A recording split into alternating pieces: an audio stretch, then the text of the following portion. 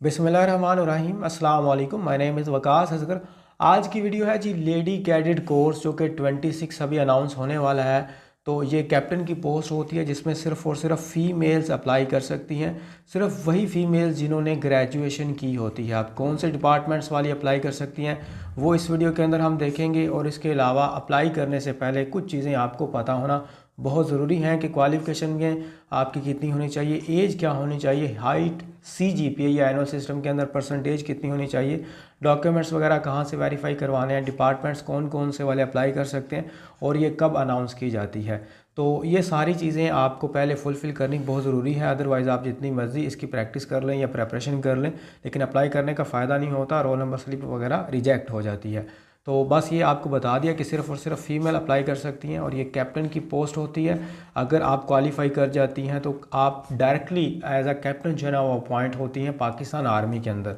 तो सबसे पहले अगर हम बात करें ऑफिशियल ऐड की तो यहाँ पर ऑलरेडी 2024 के अंदर 2004 के अंदर हमारे पास 2 दफ़ा ये अनाउंस हो चुका है। यहाँ पर एक दफ़ा ये 12 जून यानी कि जून जुलाई के अंदर ये अनाउंस हो चुका है और सेकंड टाइम ये जनवरी और फेब के अंदर जो है वो अनाउंस हो चुका है। लेकिन ये वैसे नवंबर दिसंबर के अंदर अनाउंस किया जाता था, लेकिन ऐसा हुआ कि 2023 का जो 2023 था उसके दिसंबर के अंदर इसको अनाउंस नहीं किया गया तो 1 मंथ लेट हुआ, तो इसलिए ये 2024 के अंदर आ गया। अब जो एक्सपेक्टेशंस हैं वो ये है कि हो सकता है ये 2026 के जनवरी के अंदर चला जाए, मतलब दिसंबर में इसको अनाउंस होना चाहिए लेकिन हो सकता है कि 1 मंथ लेट हो जाए क्योंकि ये 2 बार अनाउंस हो चुका है और एक बार तो DSS भी, हालांकि इसके बाद अनाउंस होता है लेकिन इस दफ़ा इससे पहले अनाउंस हो चुका है। खैर हम बाकी चीज़ें यहाँ पर जो है ना वो देख लेते हैं जो कि बड़ी इंपॉर्टेंट हैं और इसके बारे में आपको पता होना बहुत ज़रूरी है। सबसे पहले हमारे पास जो आ जाता है वो मैंने आपको ऑलरेडी बता दिया था कि इसमें सिर्फ़ और सिर्फ फ़ीमेल कैप्टन जो है ना वो अप्लाई कर फीमेल कैप्टन की ये जॉब है और इस पर सिर्फ़ और सिर्फ फ़ीमेल अप्लाई कर सकती हैं और ये 2 दफ़ा ही साल में अनाउंस होती है। अगर एक बार आपके डिपार्टमेंट्स मैच नहीं करते तो सेकंड टाइम अप्लाई कर सकते हैं। एक दफ़ा ये जून जुलाई के अंदर अनाउंस होती हैं और एक दफ़ा ये नवंबर और दिसंबर के अंदर। लेकिन 2026 के अंदर जो है ना 25 के अंदर ये हो सकता है कि ये 1 जनवरी तक चली जाए क्योंकि 1 मंथ लेट हो जाए क्योंकि पिछले साल जो है वो 1 मंथ लेट आई थी, तो वैसे ये नवंबर और दिसंबर के अंदर आ जाती हैं। अगर एज की बात करें तो 28 ईयर मैक्सिमम एज होनी चाहिए। जो आपकी क्वालिफिकेशन है उसमें 16 ईयर ग्रेजुएशन होनी चाहिए। बाज़ का डिमांड होती है MSc MPhil भी।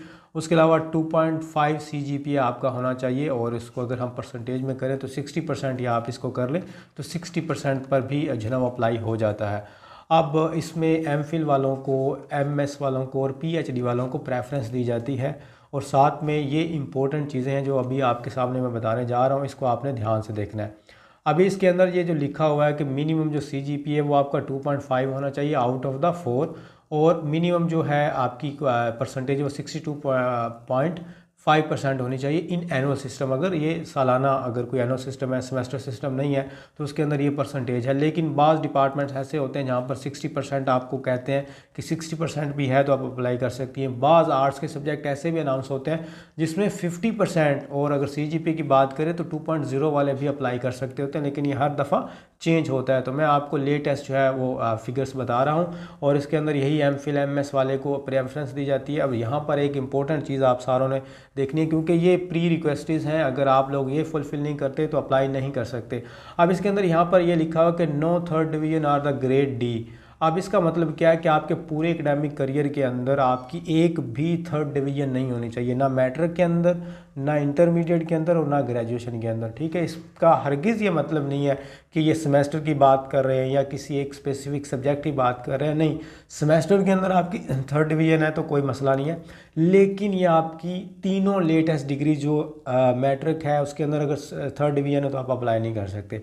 अगर इंटरमीडिएट में थर्ड डिवीजन है तो भी अप्लाई नहीं कर सकते। अगर ग्रेजुएशन में थर्ड डिवीजन है परसेंटेज को मिला के या CGPA को तो अप्लाई नहीं कर सकते। एक तो ये बात क्लियर होगी।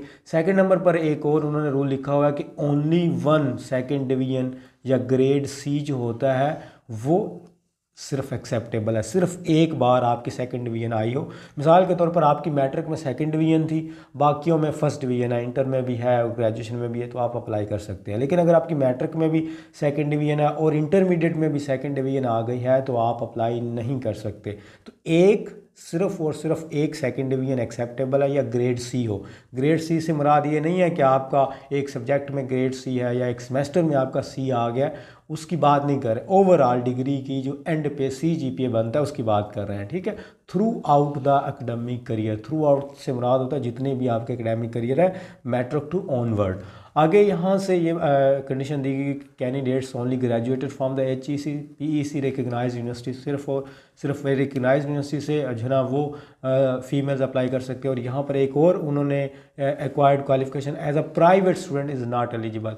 आपने मैट्रिक या इंटरमीडिएट या ग्रेजुएशन कोई भी ऐसी चीज़ अगर प्राइवेट की हुई है, रेगुलर नहीं की, प्राइवेट यूनिवर्सिटी या प्राइवेट इंस्टीट्यूशन की बात नहीं कर रहा, वो जो प्राइवेट एडमिशन जाते हैं उसकी बात कर रहा हूँ, प्राइवेट इंस्टीट्यूशंस की बात नहीं कर रहा। मैं बार बार बता रहा हूँ, ये नहीं है कि आप प्राइवेट स्कूल से पढ़े हो तो अप्लाई नहीं कर सकते, ऐसा नहीं कहा गया। मतलब प्राइवेट स्टूडेंट वो जो आप रेगुलर एडमिशन नहीं भेजते, आप इंडिपेंडेंटली जो है ना वो एडमिशन कहीं पर सेंड करते हैं, चाहे मैट्रिक में, चाहे इंटरमीडिएट में, चाहे आपने वैसे BA वगैरह या कुछ ऐसा किया और बाद में इस तरह कर लिया, आप रेगुलर हो गए। तो एक भी बार अगर आपने कोई भी डिग्री, कोई भी आपका एकेडमिक करियर के अंदर अगर प्राइवेट है तो आप अप्लाई नहीं कर सकते। खैर आगे हम एलिजिबल कंडीशन देख सकते हैं। यहाँ पर मैंने बताया एज 28 ईयर होनी चाहिए। मैरिटल स्टेटस जो है वो स्टूडेंट्स पूछती हैं जी, आप अनमैरिड होनी चाहिए, चाहे डिवोर्स्ड हैं, चाहे सेपरेटेड हैं, चाहे निकाह है रजिस्टर्ड, वो अप्लाई नहीं कर सकती। सिंपल बात बस इतनी सी है कि अनमैरिड होनी लाजमी है। अगर हाइट बात करें हाइट की तो 5 फीट होनी चाहिए, उसको सेंटीमीटर में करें 152.4 सेंटीमीटर हो। और वेट जो है वो आपने BMI, जिसको बॉडी मास इंडेक्स कहते हैं, आप क्रोम पे जाएं, वहाँ पर BMI कैलकुलेटर लिखते हैं तो वो आपसे पूछेगा जी आपकी एज कितनी है और आपसे वेट पूछेगा, तो वहाँ पर बता देगा you have a under weight, over weighted, ideal weight और द नॉर्मल वेट। आपका वेट कम है, ज़्यादा है, या आइडियल वेट है, नॉर्मल वेट है, वो आपको वहाँ पर लिखा हुआ नज़र आ जाएगा। अगर आपने प्रिपरेशन करनी है तो हमारा फ्री व्हाट्सएप ग्रुप जो है उसका लिंक वीडियो के डिस्क्रिप्शन के अंदर अवेलेबल है, आप वहां से जाके उसको ज्वाइन कीजिए। उसके अलावा हम आपको वर्बल नॉन वर्बल का जो डेटा प्रोवाइड करेंगे 100% हमारी गारंटी है, उसी में से आएगा। लेकिन एकेडमिक पूरे पाकिस्तान के अंदर कोई भी ऐसी बुक नहीं है जो लेडी कैडेट कोर्स के एकेडमिक की प्रिपरेशन करवा सके। तो एकेडमिक जो है वो आपको स्पेसिफिक आपके अपने ही डिपार्टमेंट से आता है। मिसाल के तौर पर अगर आप फिज़िक्स की हैं, आप बायोलॉजी की हैं, तो सारा का सारा जो 50 MCUs हैं वो बायोलॉजी के रिलेटेड होंगे। कोई इसमें GK नहीं होगा, कोई इसमें इस्लामिक स्टडी नहीं होगी, कोई उसके अंदर इंग्लिश ग्रामर नहीं होगी, कुछ भी नहीं होगा। अगर आप इंग्लिश की हैं तो उसके अंदर इंग्लिश ग्रामर होगी, उसके अंदर लिंग्विस्टिक भी होगी, उसके अंदर लिटरेचर भी होगा। तो ये सारी चीज़ें जो है आपको हम इसकी गाइडेंस प्रोवाइड कर देंगे। और जो प्रीवियस पास करके आई हैं स्टूडेंट्स जो रिकमेंड हुई हैं ISSB से भी, उसके बारे में भी हम आपको उनका जो एक्सपीरियंस था वो भी शो करवा देंगे। टोटल फ़ी है सिर्फ और सिर्फ 3500 और इसके अंदर आपको हम प्रेपरेशन करवा देंगे। बाकी आप व्हाट्सएप ग्रुप जो है ना वो ज्वाइन कर लीजिएगा अभी से। अब आगे मैं अगर बात करूं कि लेटेस्ट जो अभी अनाउंस हुआ था, यहाँ पर आपको नज़र भी आ रहा होगा, ऊपर लिखा भी हुआ है, तो ये वाली सारी डिसिप्लिन जो आपको नज़र आ रहे हैं ये वाले अनाउंस किए गए थे। लेकिन इस दफ़ा जो मेरे अंदाजे के मुताबिक है, इसमें से शायद एक आध डिसिप्लिन दोबारा अनाउंस हो और कोई भी डिसिप्लिन जो है वो अनाउंस होने का चांस नहीं है। यहाँ पर जैसे इंफॉर्मेटिक इंजीनियरिंग की फ़ील्ड हर दफ़ा अनाउंस की जाती है, लेकिन इस दफ़ा एजुकेशन कोर्स नहीं आई थी, तो इस दफ़ा आ सकती है। ठीक है, एजुकेशन के अंदर आपकी फ़िज़िक्स, केमिस्ट्री, बायोलॉजी, इंग्लिश वगैरह, इस्लामिक स्टडी, पाक स्टडी वगैरह, ये सारी चीज़ें इस दफ़ा अनाउंस हो सकती हैं, ये एक्सपेक्टेशंस हैं। लेकिन यह है कि पिछली दफ़ा ये सारी चीज़ें अनाउंस की गई थी, आप सारी चीज़ें पढ़ लें। लेकिन कंप्यूटर साइंस, IT और इंजीनियरिंग जो है, सॉफ्टवेयर इंजीनियरिंग, इलेक्ट्रिकल इंजीनियरिंग या मैकेनिकल इंजीनियरिंग, इनकी हर दफ़ा तकरीबन पोस्ट अनाउंस की जाती हैं। ठीक है, ये आपके सामने लिखा भी हुआ है, सॉफ्टवेयर इंजीनियरिंग वगैरह, और ये इंफॉर्मेशन सिक्योरिटी वगैरह, तो IT के रिगार्डिंग जो होता है ये सारा पहले एविएशन वगैरह हर एक डिपार्टमेंट्स की अनाउंस की गई थी। और पिछली दफ़ा BSM में इंग्लिश और BSc MSc मैथ अप्लाई किया अनाउंस किया गया था। तो अब मेरे अंदाजे के मुताबिक शायद इस दफ़ा BS इंग्लिश अनाउंस ना किया गया हो, किया जाए इस दफ़ा शायद, क्योंकि ये ऑलरेडी 2 दफ़ा अनाउंस किया जा चुका है। तो ये सारे डिपार्टमेंट्स हैं। लेकिन मैं आपको एक फ्रेंडली सजेशन देना चाहूँगा कि आपने अगर इसकी प्रिपरेशन करनी है तो आप अभी से जो है वो अपना सिर्फ एकेडमिक स्टार्ट कीजिए, थोड़ा बहुत खुद से ही। आप कहीं भी किसी एकेडमिक को फ़ी ना पे करें, ना ही हमारा कोई कोर्स आपने बाय करना है अभी तक। जब तक ये अनाउंस ना हो जाए तो आपने हमें भी फ़ी नहीं पे करनी। जब हर कोर्स अनाउंस हो जाएगा तो पता चलेगा कि आपका डिपार्टमेंट अनाउंस हुआ है या नहीं हुआ। अगर तो आपका डिपार्टमेंट अनाउंस हुआ है तो आप लाजमी अपनी प्रेपरेशन जल्दी जल्दी जो है ना वो स्टार्ट करें। लेकिन अगर आपका डिपार्टमेंट ही अनाउंस नहीं हुआ तो फिर आपको 6 मंथ वेट करना पड़ेगा जून जुलाई के अंदर जाके। तो दैट्स वाई अभी कहीं पर भी फ़ी नहीं पे करनी, सिर्फ अपने एकेडमिक पे फोकस करें।